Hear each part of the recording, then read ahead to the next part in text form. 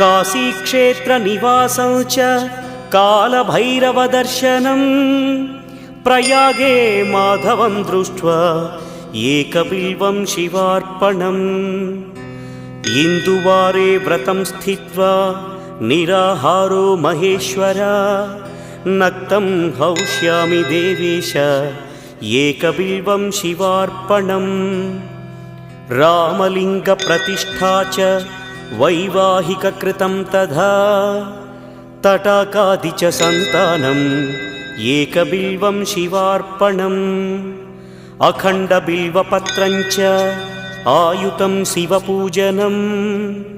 कृतं नाम सहस्रेण एकबिल्वं शिवार्पणम्